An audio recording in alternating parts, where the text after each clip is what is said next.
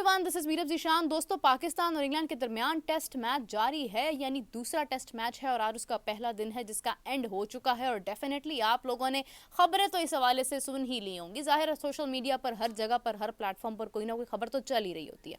तो बताते चले जनाब, थोड़ा सा ज़रा शुरू से आगाज़ करते हैं कि पाकिस्तान ने पहले बैटिंग की जिसमें अब्दुल्ला शफीक 7 रन बनाकर आउट हो गए। उसके बाद साइम अयूब जो है उनका थोड़ा बहुत मोमेंटम चलता रहा। शान मसूद आए, शान मसूद जो है वो भी 3 रन बनाकर आउट हो गए। उसके बाद कामरान गुलाम उनके साथ आते हैं। साइम और कामरान गुलाम की एक पार्टनरशिप चलती है। उसके बाद साइम भी उनका साथ छोड़ जाते हैं, बेवफा हो जाते हैं और बेवफाई करते हुए जो है वो भी आउट हो जाते हैं, यानी अपनी सेंचुरी मुकम्मल नहीं कर पाते हैं साइम अयूबी।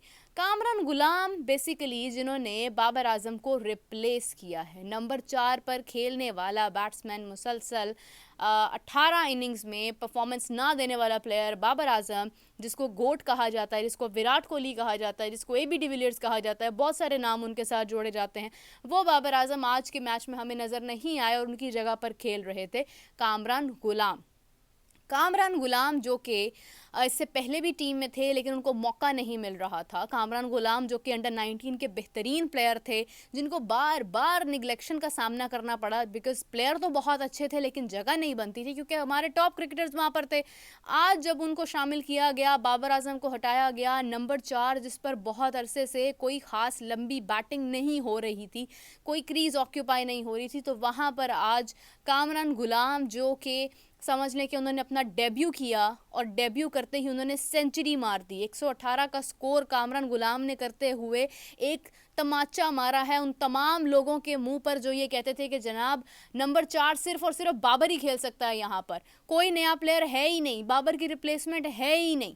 अब आप मुझे खुद बताओ कि क्या आज आपने महसूस नहीं किया कि बाबर के अलावा भी दुनिया में प्लेयर्स हैं, बाबर के अलावा भी पाकिस्तान में बहुत सारा टैलेंट है। तो आज कामरान गुलाम ने सबसे पहले तो ये बात साबित कर दी है कि ये फ्यूचर के बाबर आजम तो क्या मतलब ये अगर मेहनत करते हैं, इसी पोटेंशियल को कायम रखते हैं, तो यही कामरान गुलाम हमें आगे आने वाले वक्त में एक बहुत बड़ा प्लेयर बनता नज़र आ सकता है। देखो, हम लोग हमेशा से अपने प्लेयर्स को बहुत डीमोटिवेट करते हैं, बहुत डिस्करेज करते हैं क्योंकि वो गलतियां भी करते हैं, वो उस तरह से नहीं खेलते हैं जिस तरह से उन्हें खेलना चाहिए। वो बात तो ऑस्ट्रेलिया, इंग्लैंड, इंडिया की करते हैं, मगर वो परफॉर्मेंस जो है वो नेपाल वाली जिम्बाब्वे भी अच्छा खेल जाता है, मतलब परफॉर्मेंस वो कहीं की भी नहीं देते हैं।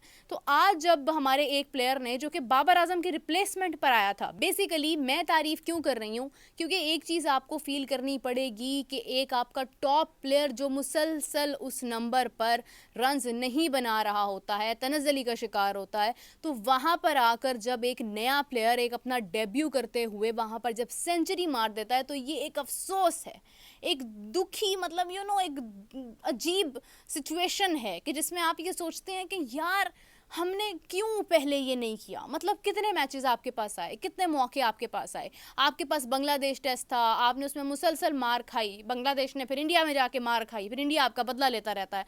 तो अभी अगर आप देखते हो तो यहाँ पर क्या आपको नज़र नहीं आया कामरान गुलाम, आपने उसको शाहीन्स में भेज दिया, उसे कैप्टन बना दिया वहाँ पर, और जनाब आप वहाँ पहले तो आपने अबरार को भी निकाल दिया था ना, फिर बाद में आपने बांग्लादेश के खिलाफ जो टेस्ट मैच था उसकी बात कर रही हूँ, फिर बाद में अबरार को लेकर आए आप, और फिर उसके बाद कामरान गुलाम को आपने तब भी मौका नहीं दिया। तो आज जब कामरान गुलाम ने, वो भी उस वक्त जब पूरे सोशल मीडिया पर तनकीद की बारिश हो रही थी, ऐसी सिचुएशन में कामरान गुलाम ने परफॉर्म करके दिखाया है और डेफिनेटली ये एक बहुत बड़ा रिस्पॉन्स है। मैं कोई सख्त अल्फाज नहीं बोलना चाह रही हूँ, मुझे देखकर आप लोग महसूस कर रहे होंगे कि मेरी ज़ुबान पर क्या क्या आते आते रुक जाता है। मतलब मेरे जज्बात इस वक्त कंट्रोल नहीं हो रहे हैं कि यार ये प्लेयर पहले क्यों ये फैसला नहीं लिया आपने, क्यों इतना वक्त आपने ज़ाया कर दिया। देखो, मैं बिल्कुल जज नहीं कर रही हूँ एक परफॉर्मेंस के ऊपर, मैं ये नहीं कह रही हूँ कि अब हर मैच में कामरान गुलाम जो है वो सेंचुरी करके दिखाएगा हमें, मेरा बिल्कुल ये मकसद नहीं है। एक परफॉर्मेंस की बायस आप किसी को जज नहीं कर सकते हो, आप ये नहीं कह सकते हो कि जनाब ये तो अब सचिन तेंदुलकर बन गया है, आप नहीं कर सकते हो ये बात। बट बात ये है यार कि आज अगर उसने सेंचुरी की है, जहाँ पर आपका अब्दुल्ला शफीक भी आउट हो गया, शान मसूद भी आउट हो गया, साइम भी सेंचुरी नहीं कर पाया, ठीक है, सऊद शकील भी आउट हो गया, रिजवान जो है वो भी मतलब बस चल सो चल, मतलब तू चल मैं चल कौन चल, एक ही मतलब उनका अंदाज है, वो उसी पे बस लगे रहते हैं वो, ठीक है जनाब। तो यहाँ पर अगर हम देखते हैं तो एक ऐसा प्लेयर जो आपको कुछ करके दिखा रहा है, जो आप जिसने जिसने परफॉर्मेंस को प्रूव किया है आज के दिन में, डेफिनेटली ये काबिल तारीफ़ बात है। और ये एक अफसोसनाक जो है ना वो एक सिचुएशन है कि जहाँ पर आपने इन लोगों को पहले मौका दिया ही नहीं है, आपने कभी उन्हें इजाज़त ही नहीं दी है कि यार आप लोग भी आओ परफॉर्म करके दिखाओ। अभी इसमें जितने नए प्लेयर्स हैं ये अपनी पोटेंशियल पर खेलते हुए नजर आएंगे। मैं लिटरली एक बात करती हूँ, अगर पाकिस्तान हार भी जाता है ना तो मुझे उसका उतना अफसोस नहीं होगा जितना अफसोस मुझे उस वक्त होता जब हमारे टॉप प्लेयर्स यहाँ पर होते और उसके बावजूद हम मैच हारते। जैसे हम पहला टेस्ट मैच हारे, जैसे हम बांग्लादेश के खिलाफ टेस्ट मैच हारे। किसी भी प्लेयर को इतना बड़ा मत बनाया करो यार कि बाद में वो अपनी असल फॉर्म भी भूल जाए। और मेरा तारीफ करने का बिल्कुल ये मकसद नहीं है कि मैं ये बात करूं कि कामरान गुलाम जो है वो जनाब पाकिस्तान का एक बहुत बड़ा नाम है, लेकिन आने वाले वक्त में हो सकते हैं। उन्होंने साबित किया है कि जनाब जिस तरह का उन्होंने इस वक्त खेल पेश किया है वो उन्होंने प्रूव किया है कि भाई वो कर सकता है बैटिंग, वो करता आ रहा है। उसके आप डोमेस्टिक के रन्स देखो, उसको आप खेलते हुए देखो तो सही, वो किस तरह का प्लेयर है, उसने क्या क्या परफॉर्मेंसेस दी हैं। तो आप मतलब कैसे किसी के साथ भी आप ये लेबल लगा सकते हैं कि नहीं नहीं भाई इसकी रिप्लेसमेंट जो है ये किस नंबर पर आएगा, किसी भी प्लेयर की रिप्लेसमेंट नहीं बनती है। भाई रिप्लेसमेंट है, रिप्लेसमेंट है, रिप्लेसमेंट बनानी पड़ेगी। और आने वाले वक्त के अंदर हमारे यही प्लेयर्स हैं जो हमारी क्रिकेट को बेहतर कर सकते हैं। अदरवाइज़ कोई भी प्लेयर इस वक्त ऐसी सिचुएशन में नहीं है जो पाकिस्तानी क्रिकेट को बेहतर कर सकता है। और एक और बात आपके साथ करती चलो, जितने भी प्लेयर्स इस वक्त शामिल हैं इनको इंटेंशनली शामिल नहीं किया गया, इनको बेहतरी के लिए शामिल नहीं किया गया, ना ही ये सोचकर शामिल किया गया है कि ये अच्छा परफॉर्म करेंगे। इन तमाम प्लेयर्स को इसलिए शामिल किया गया है बिकॉज सोशल मीडिया का इतना प्रेशर था कि इनके पास और कोई हल नहीं था। अब इनको शामिल करने के बाद जब ये सोच रहे हैं ना जनाब कि ठीक है शामिल कर लिया, अच्छा आकिब जावेद साहब मौजूद हैं, उनके ऊपर तो मैं मतलब मुझे बहुत ट्रस्ट है कि वो बंदा गलत डिसीजंस नहीं ले सकता। बहुत सारे प्लेयर्स को उठाकर बनाने वाला आकिब जावेद हैं, आकिब जावेद साहब ने बहुत सारे लोगों को बनाया है। But when it comes to making decisions it's not only Aqib Javed, it's the whole team and the whole planning you know. तो वो तमाम डिसीजंस जो हैं वो उस वक्त तक नहीं लिए गए जब तक कि सोशल मीडिया का प्रेशर नहीं आया या मीडिया का प्रेशर नहीं आया। जैसे ही प्रेशर आया, मीडिया का प्रेशर आया, सोशल मीडिया पर डिफरेंट कैंपेन्स चलना शुरू हो गई, फॉर्मर क्रिकेटर्स की तरफ से जो है वो आपको डिफरेंट बातें सुनने को मिली। फिर उसके बाद आपने डिसीजन लिया कि नहीं इन प्लेयर्स को अब शामिल कर देना चाहिए, और जैसे ही उन प्लेयर्स को शामिल किया तो रिजल्ट्स आपके सामने हैं। हर पाकिस्तान ने अपने आज के दिन का इख्तिताम किया है, 259 रन बनाया, 5 विकेट्स ऑलरेडी गंवा दी हैं। और मुश्किल सूरत हाल हो सकती है बिकॉज पाकिस्तान शायद ऑन बोर्ड इतने ज़्यादा रन क्योंकि पाकिस्तान शायद ऑन बोर्ड इतने ज़्यादा रन्स ना कर पाए, लेकिन इंग्लैंड जो है वो रन्स कर सकता है। इंग्लैंड के पास इस वक्त बेन स्टोक्स भी है, इंग्लैंड के पास अपने टॉप क्रिकेटर्स हैं जो बॉलिंग में भी बेहतरीन है, जो बैटिंग में भी बेहतरीन है, और वो टफ टाइम दे सकते हैं पाकिस्तान को।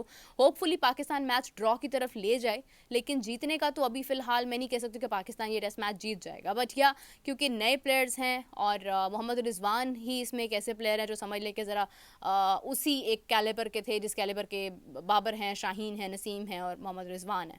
तो हम उम्मीद करते हैं कि जितने भी प्लेयर्स अभी इस वक्त मौजूद हैं, खेल रहे हैं, इनके लिए बहुत सारी नेक तमन्नाएं हैं। प्रॉबेबली मैच ड्रॉ की तरफ जाता है, मगर इंग्लैंड कल जब तक बैटिंग नहीं करेगा तब तक आपको कोई चीज़ एग्जैक्टली क्लैरिफाई नहीं होगी, भी बहुत ब्लर तस्वीर है। तो अब बात करते चलें जनाब इंडिया और न्यूजीलैंड के स्क्वाड के ऊपर, क्योंकि इंडिया रिसेंटली अगर हम देखते हैं तो उन्होंने जिस तरह से बांग्लादेश के खिलाफ टेस्ट मैच जीता है उससे तो ये साबित होता है कि इंडिया कंप्लीटली अनबीटेबल टीम है। एक ऐसी टीम है जिसको हराना मुश्किल ही नहीं नामुमकिन होता जा रहा है, वो भी इंडिया के घर के अंदर। तो अब जनाब अगर हम बात करते हैं न्यूजीलैंड की, तो न्यूजीलैंड भी एक बहुत अच्छी टीम है, लेकिन इंडिया का जो स्क्वाड अनाउंस हुआ है वो तो मतलब है ही काबिल तारीफ भाई। उसके अंदर सबसे पहले अगर आप देखो तो जसप्रीत बुमराह जिसको वाइस कैप्टन बनाया गया है, एक बहुत अच्छी एडिशन है। फिर इसी के साथ साथ जायसवाल उसके अंदर है, और जायसवाल ने जिस अंदाज में जनाब खेल पेश करना है तो आई विश के वो उनके साथ बहुत सारी दुआएं भी हैं और बहुत सारी सपोर्ट भी। आई विश के वो जिस तरह से खेलते हैं जारहाना अंदाज में उसी तरह से खेल पेश करें और इंडिया न्यूजीलैंड को 3-0 वाइट वॉश जनाब कर दे, क्योंकि इंडिया कर सकता है, इंडिया के पास वो पावर है। सरफराज खान भी इसके अंदर ऐड हैं। आपको क्या लगता है मुझे कमेंट्स में ज़रूर बताइएगा, और इसी के साथ मुझे इजाज़त दीजिए। अपना बहुत सारा ख्याल रखिएगा। Take care, bye bye.